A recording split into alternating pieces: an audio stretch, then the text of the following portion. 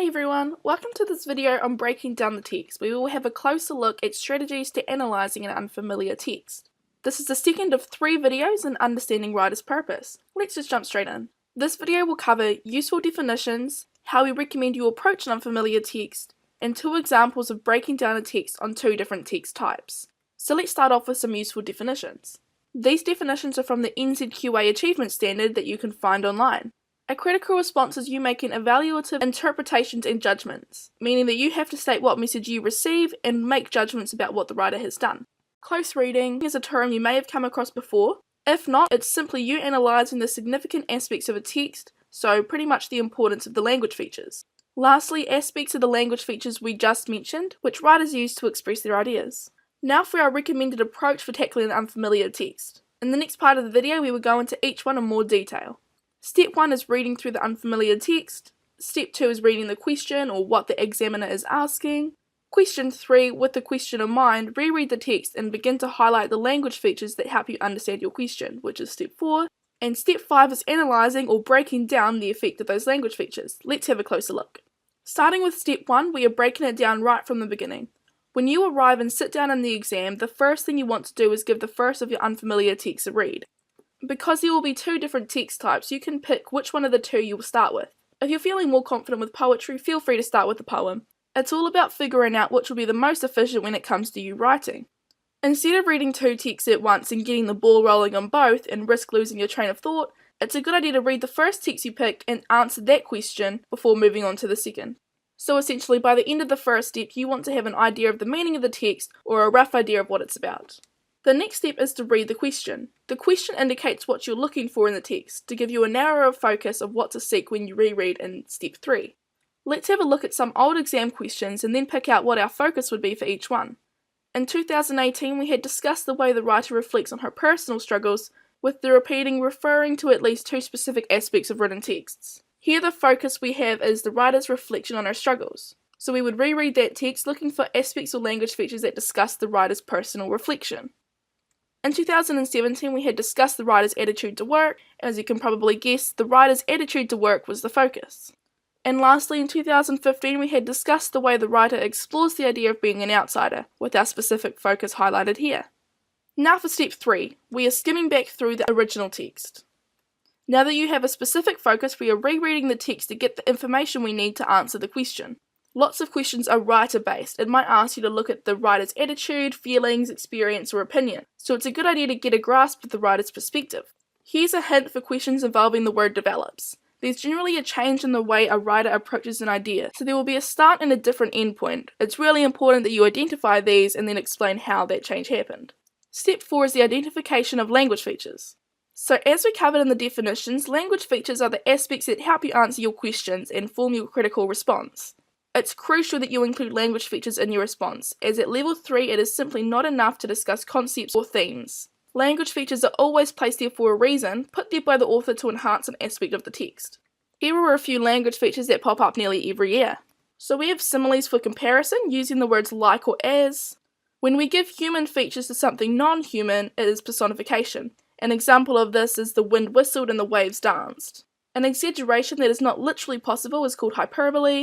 And lastly, a language feature I consider to be super undervalued is punctuation. The use of full stops or the lack of full stops, using exclamation marks or too many commas.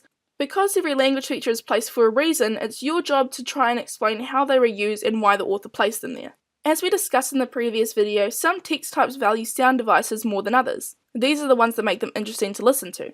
The examples we have are alliteration, the repetition at the beginning of word sounds, for example, best by. Assonance is the repetition of vowel sounds, for example, the rain in Spain falls mainly in the plain, with the vowel sound in ain being repeated. Rhyme, as you will be familiar with, is the repetition of sounds at the end of words. We also have language features for comparison that enrich our understanding of something. We have a metaphor, which is saying something is another thing when it's not literally possible. An example of a metaphor is saying she was a raging storm, to maybe describe someone being furious, but in a more creative way. We've covered simile, but an example of a simile using like or as is she was as fierce as a raging storm. Other language features that are common include cliché, which is an expression that has been used so many times that it has begun to lose its original meaning, and kind of makes you want to roll your eyes at it. An example of this is don't judge a book by its cover. Emotive language is simply describing language that seeks an emotional response, like the word repulsive makes you disgusted and so on. If you're still feeling unsure about not knowing enough language features, simply go into Google and look up language features examples, or refer to the assessment schedule as it has a short list of language features there. The last step is to identify the effect of those language features we've covered, as we know that they're there for a reason. When we're talking about sound devices, we know that they're there to contribute to a rhythm or to create a certain pace. But now we need to start thinking more abstract. Does a rhythm or a steady pace enhance the message? Consider what the language features are doing to you as a reader or an audience member. Ask yourself, why does emotive language appeal to our feelings? Why is this text so steady and slow that it's like the reader is drifting off to sleep? Does that tie into the message or theme at all? Lastly, for higher grades, it's good to consider the effectiveness of the language features. Are the language features engaging? Clichés and overused language are examples of features that might remove from the intensity of the message, and why is that? Now that you're beginning to ask those questions, let's break down a poetry example. We will be looking at Aunt Helen by T.S. Eliot. Here is a 13-line poem here, so feel free to engage in step 1 and just have a quick read through of the poem before we reveal the question. The question we have is, discuss the way the writer explores the meaning of life, with reference to 2 specific aspects as per usual. I recommend you pause again so you can read through and try to identify some aspects that would help carry our theme or focus as a part of step 3. As an example, I have selected the address, Miss Helen Singsby was my maiden aunt, and the line, the Dresden clock continued ticking on the mantelpiece. Let's get into breaking down the effect of these examples and why I selected them. First off, our question is the meaning of life, and when answering that, we can frame Aunt Helen's life as an empty life, or what not to do when it comes to having a full life. If you take this route or something similar in the end of year exam, that's no worries, you just need to explain your reasoning why, and that's what we're going to do now.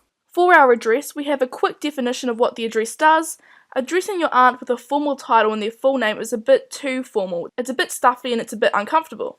It indicates that there was a lack of emotional connection between the two, and that the narrator didn't really have that sense of mourning because they weren't close or maybe didn't have a good relationship. Every example we use needs to be linked back to the question, so we can do that by saying that family is important for a full or meaningful life, and this is what Aunt Helen lacked. This may have prevented her from reaching fulfillment in her life. For our line, the Dresden clock continued ticking on the mantelpiece. We can identify the personification of the clock ticking to remind the audience that time is passing.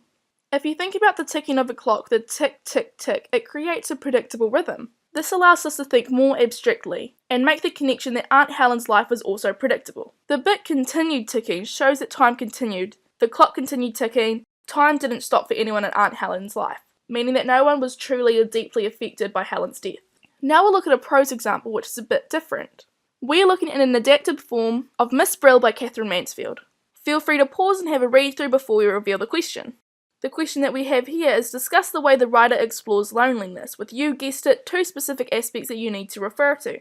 If you'd like, you can pause again to read it through with a question to do step 3. The examples I picked out were, went into the little dark room, her room like a cupboard, and but when she put on the lid she thought she heard something crying. So let's get into what they mean. Firstly, we'll have a look at the clues that the title gives us. Miss Brill. The title Miss indicates that Miss Brill never married. The second point of interest is the description of her room. A dark little room, her room like a cupboard. So when we're talking about the technical stuff, this is a simile to describe her room. So we know that Miss Brill is both elderly and ultimately very sad with her life. The little dark room has connotations of a coffin, as if foreshadowing being alone in death, which ties back to the question about loneliness. The simile like a cupboard is also important because you close the door in a cupboard, Miss Brill was closed away in her room for no one to see. And in our last quote, but when she put on the lid she thought she heard something crying. This is an unorthodox example of personification, as the reader must use their inference skills or read between the lines to understand it. It personifies her only companion, her fur, crying. This could be in reaction to Miss Brill putting the fur away, or she could be projecting her own feelings on the fur. Throughout her day, the fur had become a symbol of shame and rejection, as Miss Brill shamefully put away the fur. Now for what you need to know, a summary of everything we have discussed in this video. What you're being assessed on is a critical response. So you need to include clear points and aspects that directly answer the question. Going into the exam with a strategy for unpacking the text is really important. The more text you study before you go in, the easier you'll find the steps, so the easier it will be when you get to exams. And lastly, do some more research on language features if you're still unsure or aren't confident about this step. That's all we have for this video on breaking down unfamiliar texts. When you're ready, move on to the next video where we will have a look at writer's purpose. Cheers and have a good one.